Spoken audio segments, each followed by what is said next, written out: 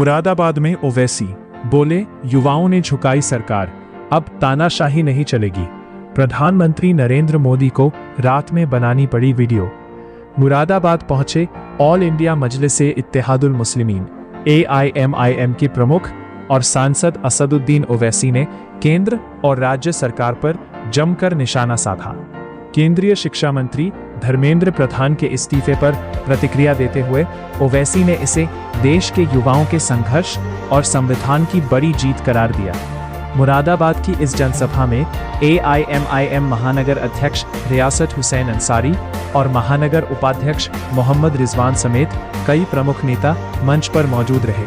मुरादाबाद दौरे पर AIMIM chief Asaduddin Owaisi के सुर काफी तीखे नजर आए। धर्मेंद्र प्रधान के इस्तीफे पर ओवैसी ने कहा कि ये युवाओं की जद्दोजहद और हक की झूठ पर जीत है। उन्होंने केंद्र सरकार को घेरते हुए साफ लहजे में कहा कि देश में तानाशाही नहीं चलेगी और लोकतंत्र को संविधान के दायरे में ही चलाना होगा। ओवैसी ने उम्मीद जताई कि इस आंदोलन के बाद अब किसी भी राष्ट्रीय या राज्य स्तर की प्रतियोगी परीक्षा का पेपर लीक नहीं होगा। जंतर मंतर पर युवाओं द्वारा किए गए आंदोलन का जिक्र करते हुए ओवैसी ने कहा कि युवाओं के जन दबाव के कारण प्रधानमंत्री नरेंद्र मोदी को भी इस मुद्दे पर रात में वीडियो जारी करना पड़ा। कार्यक्रम के दौरान बिजली कटने पर ओवैसी ने उत्तर प्रदेश सरकार पर भी तंज कसा।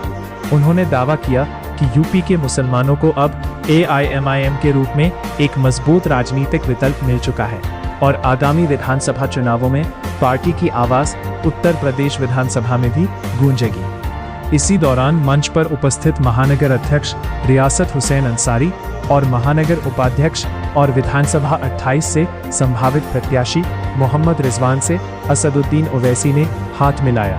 मैं शुक्रिया अदा करता हूँ मुरादाबाद वासियों का, जो मुरादाबाद ने आज जन सैलाब निकला, मुरादाबाद ने ताकत दिखाई।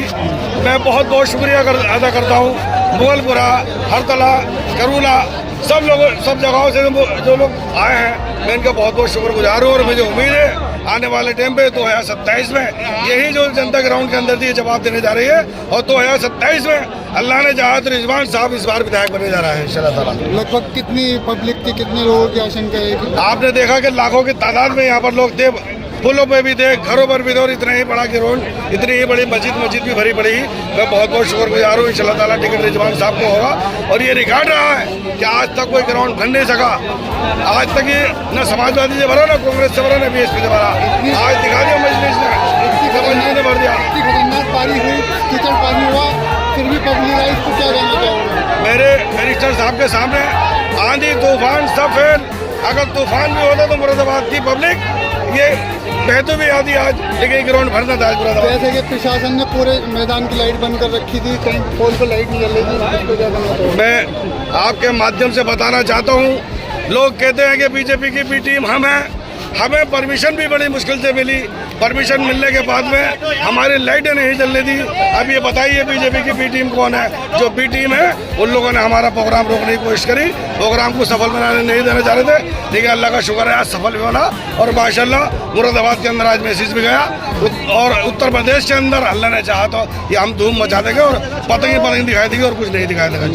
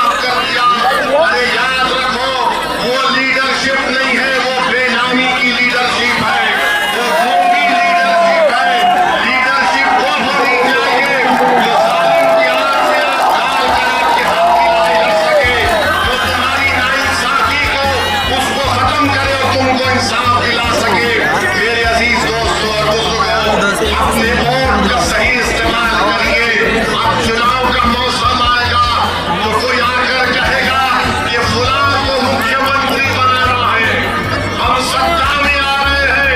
मेरे भाई, कितने मरतबा आपने वोट दिया और सत्ता में भैया आते ही नहीं है। 14 में वोट दिया, मोदी कामयाब हो गए। 17 में वोट दिया, नाकाम हुए। 19 में